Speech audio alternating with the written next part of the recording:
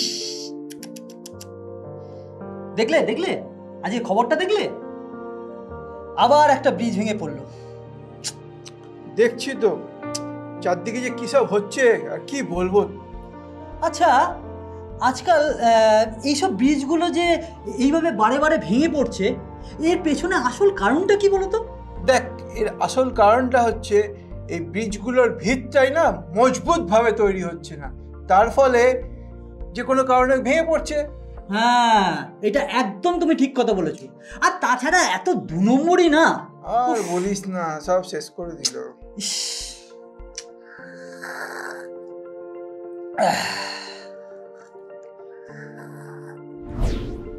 হ্যাঁ, ঠিক তাই।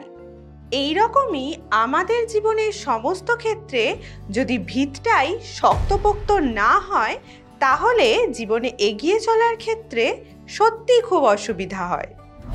আর এই রকমই এক পরিস্থিতি তৈরি হয়েছিল স্বাধীন ভারতের শিক্ষা ব্যবস্থায়।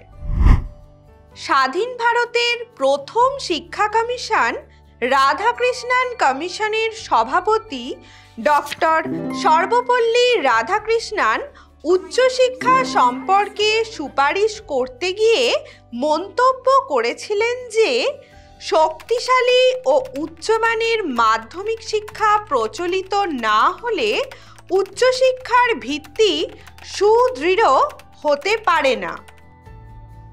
সুতরাং মাধ্যমিক শিক্ষার পুনর্গঠনের প্রয়োজনীয়তা দেখা যায়। আর ঠিক এই কারণেই গঠিত হয় মাধ্যমিক শিক্ষা কমিশন। আজকে আমরা এই মাধ্যমিক শিক্ষা কমিশন ও মাধ্যমিক শিক্ষার লক্ষ্য সম্পর্কে জানব।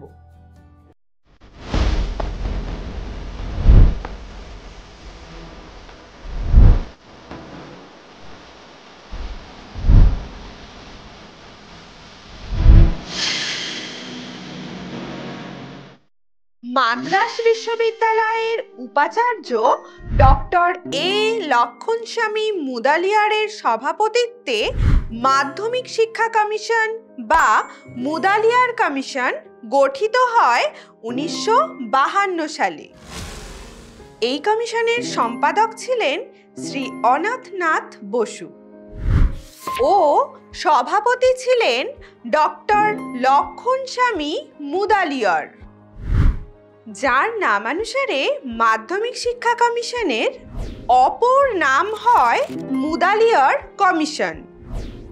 এনারা ছাড়াও এই কমিশনের অন্যান্য সদস্যরা ছিলেন Shrimati Hansa Mehta, doctor K L Shrimali, Shri J A Taraporewala, Shri M T Vyas, Shri K G Saiyidain, doctor John Christie ও ডক্টর কেনেথ রাস্ট উইলিয়ামস।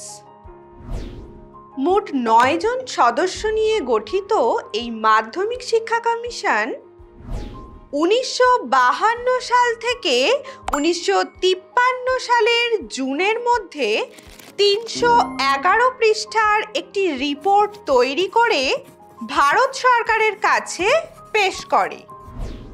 এই রিপোর্টে মাধ্যমিক শিক্ষা সংক্রান্ত নানা সুপারিশ করা হয়।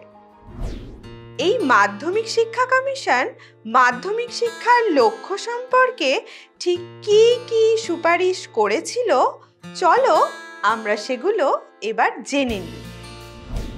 কমিশনের মতে মাধ্যমিক শিক্ষার একটি মূল লক্ষ্য হলো এই শিক্ষাকে একটি স্বয়ংসম্পূর্ণ শিক্ষা স্তর রূপে তুলে ধরা।